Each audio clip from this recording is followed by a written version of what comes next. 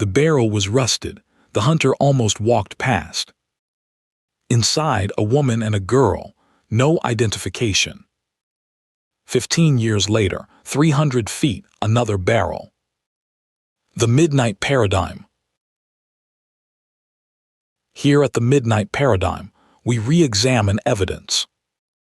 November 10, 1985, Bear Brook State Park, Allenstown, New Hampshire. A hunter followed a trail into the park, nothing unusual. Then he saw it, half buried beneath dead leaves. No missing persons reports matched, no identity, no name. A headstone placed, known only to God. She was warm, her daughters loved her deeply. She liked to cook, her daughters called her by name. Marie was 7, she had a crooked front tooth. Sarah was barely a year old, still learning to walk. Last seen, Thanksgiving 1978, La Puente, California. No one filed a missing persons report, not one call. We asked ourselves why. The answer was deliberate. He chose victims no one would search for, systematically. Isolated women, young children, no extended family nearby. This was not random. This was predatory architecture. The forensic pathologists report, blunt force to the head. All 4 same method, same concealment, one perpetrator. No missing persons reports, no one searching, they were erased. The detective's case file grew thick, no forward movement. Mitochondrial DNA analysis confirmed, 3 were family. A mother, 2 daughters, 4th child unrelated.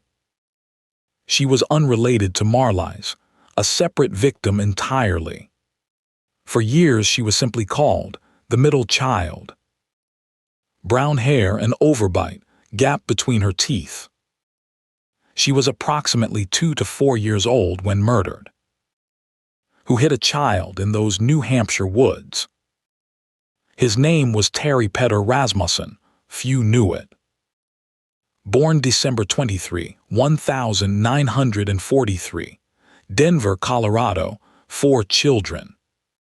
His first family last heard from him at Christmas 1974. He did not leave. He became someone else entirely. New Hampshire, 1975. He was Bob Evans now.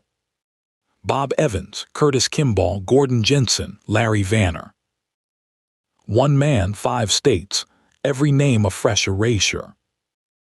He targeted women in vulnerable circumstances, consistently. Marlies Honeychurch met him. We know what followed. Convicted 2003 for 1 murder. Died in prison. December 28, 2010. He believed his secrets were safe. He was wrong about DNA. It does not share secrets. Meanwhile, in 1981, Denise Bowden disappeared with her daughter. Her daughter was 6 months old. He took her too. In 1986, he abandoned that child in California. She grew up not knowing her own mother's name. 30 years later, she hired a genetic genealogist. Barbara Ray Venter accepted the case. Few understood what that meant. She uploaded the suspect's DNA to public genealogy databases. She built a family tree, 1 cousin at a time. This technique had never been used on a suspect. A librarian named Becky Heath assisted from her own desk. She found a 1,999 Ancestry.com post, someone searching for Sarah. Sarah's half-brother had been searching for years, in public. That post connected Honeychurch to a man named Rasmussen.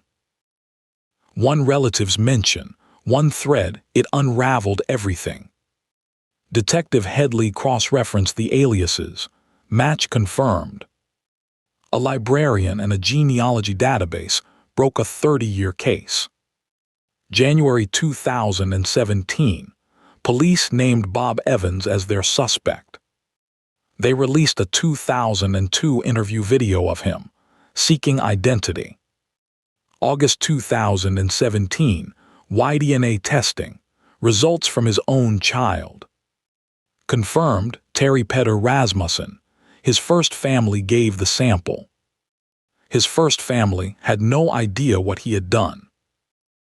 He had murdered 4 people before his conviction.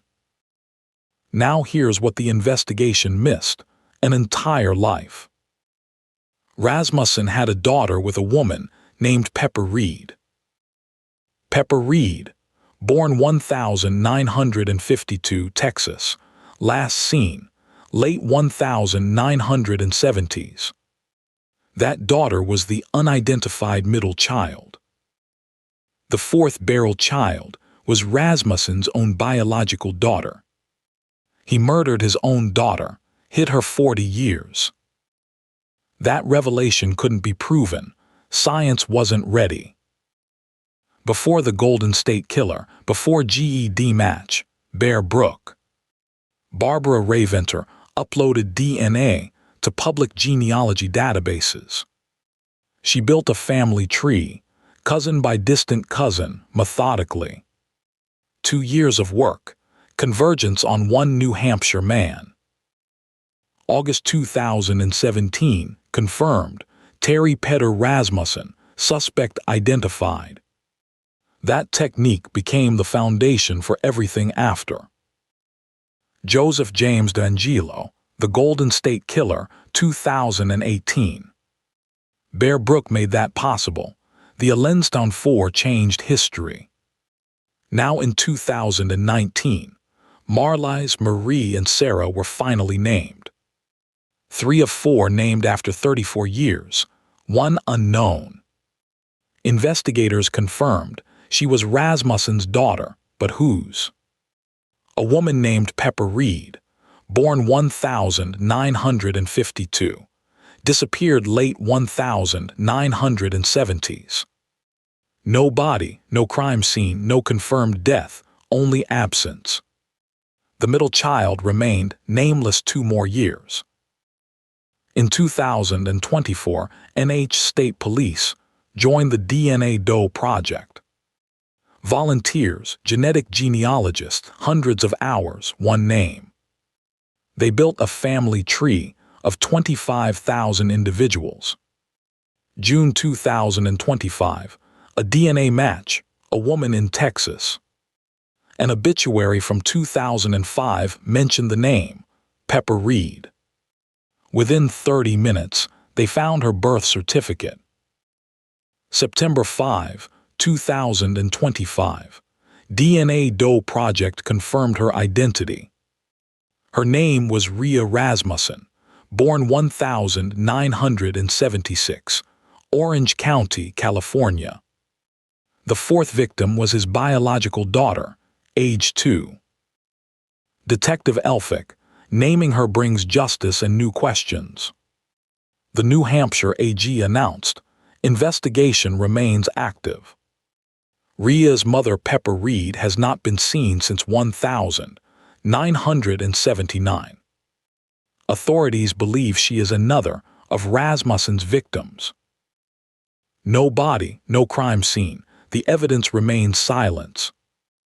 Here is what we know and what we cannot. Established. Rasmussen was with Pepper Reed in the mid-1970s. Established. Rhea was born of that relationship in 1976. Established, Pepper vanished, contested exactly when and how. Any narrator filling that silence with certainty is misleading you. Rasmussen had at minimum 5 victims, likely more remain unknown. He was skilled, Elphick noted, at targeting relationships. Not strangers, partners, loved ones, his own daughter. The forensic evidence here is not uncertain, definitive. He killed his own child. The DNA does not lie. 40 years, 2 barrels, 4 children. What is justice? Rasmussen died in 2010. The case against him never came. No trial, no conviction for these murders, no sentencing. DNA named them. It could not give courtroom justice. We have assessed this case extensively. The evidence is coherent. Rasmussen was not a random killer. He had a system. He chose social isolation as his weapon before physical harm.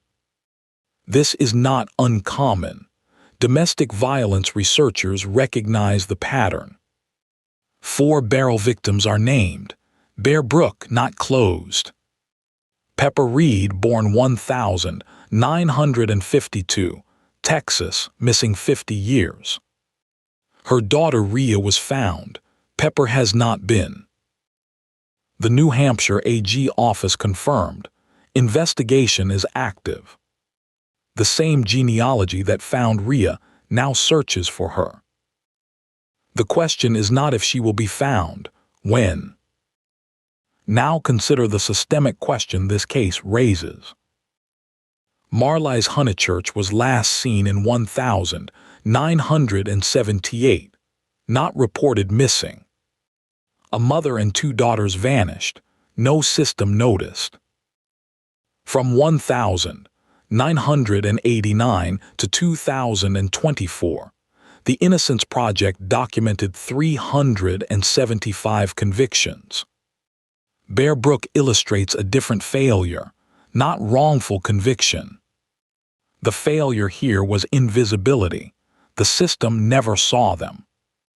This case helped reform how disappearances are tracked nationally.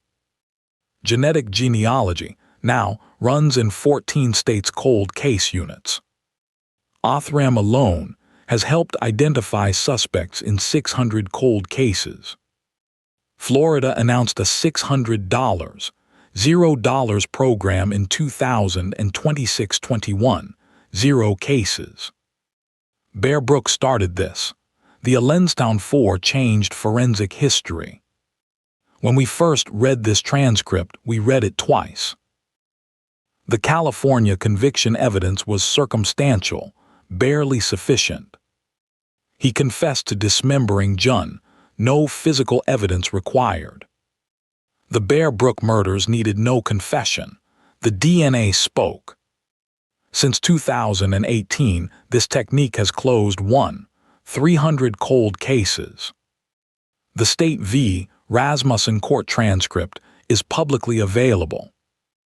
NHPR journalist Jason Moon documented this case across 2 seasons.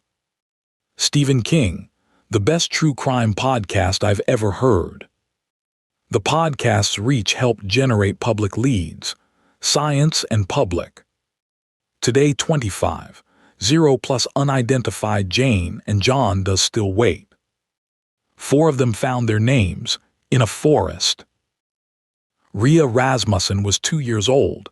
She has her name. Pepper Reed has not been found yet. That search continues. If you know Pepper Reed, contact the NHAG office. These are the questions that linger. Drop your theory below. DNA does not forget.